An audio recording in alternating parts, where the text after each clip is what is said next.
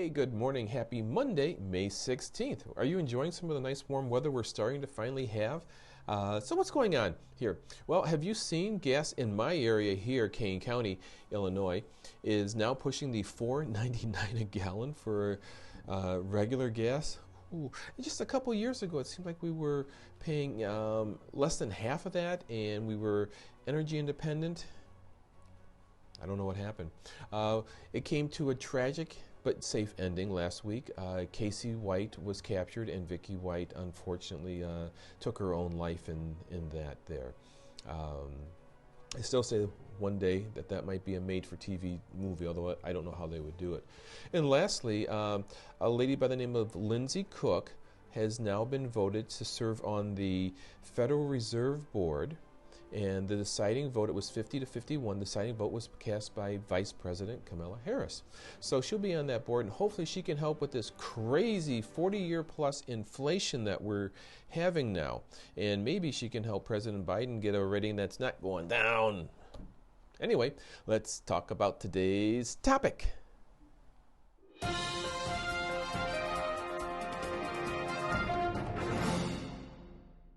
So most people are carrying around a cell phone, a smartphone. You've got notes, you've got places that you can put information on there that can be readily accessible. But let's say that's not in your wallet or in your purse. This is some things that I believe you should have on your person in case of a medical emergency. Let's take a look at some of these things, and I've got 5 of them. Number 1, you should have your doctor's information. Who's your doctor? Who are the specialists that you're seeing? Is it a nurse practitioner? These are people who know what's going on with you, who have your intimate medical history that could be accessed in case of a true emergency. Number 2, what are some of your major conditions? Do you have arthritis? Do you have heart conditions? Do you have cancers? Do you have COPD? Who knows what you have? These are some of the concerns that they should have, to make sure that they're treating you right for your previous health conditions. Number 3, what medications are you on? Very important. It'd be very important to know if they have to take you to emergency surgery and you're on a blood thinner. Very important to know, right? Okay. Number 4, who are your emergency contacts? Who should they call? Should it be a parent, a spouse, a children? Should it be close friends if you don't have anybody readily accessible to you? And are these people capable of making life and health decisions for you? Think about that one for a while. Wow. And lastly, I say you should have your insurance ID card on you. You want to know that if something happens, the providers know that they're going to get paid. You know what? We all want to get paid. And I think the person that can prove that they're going to be able to pay their bills might be first in line opposed to the person who's not. Maybe that's right, maybe that's wrong, but think about it for a while. We're all human beings. A lot of times people will call me up and say, why can't my spouse, my parent, my sibling, my children talk on my behalf? Well, there is actually something called HIPAA. I know for good, loving people with good, loving friends and family, HIPAA is a nuisance. It's a pain in the neck. What were they thinking? Well, here's what they were thinking. They're thinking that there's one person out there who's a jerk and screws it for the rest of us who really need to have this.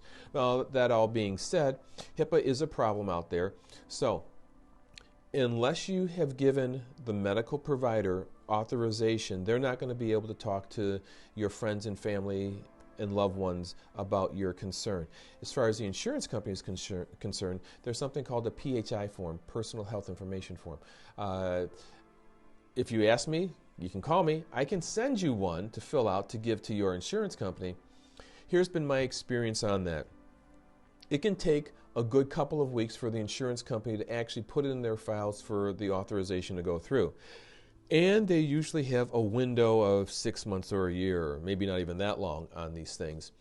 So the ones that I have done, they go in, and then when there's a need, the insurance company says, it's old, we're not going to honor it. Best thing you can do is just understand what's going on and deal with it as best as you can. If you have any questions or concerns, don't hesitate to give me a call. I'll be happy to talk about these things with you. So, Mark, what's going on at the MLD agency? Well, last week we had the privilege of helping somebody with their automobile insurance. We also worked with somebody for their health insurance, their dental insurance, talked about COBRA for another individual. And I was very fortunate. Thank you very much. I was able to write a check for $25 for another finder's fee. Thank you for referring your friends and family to us here at the MLD agency. Don't hesitate to give me a call. We're here for you to make sure that you have what is in your best interest. Until next week, take care and enjoy our spring weather coming.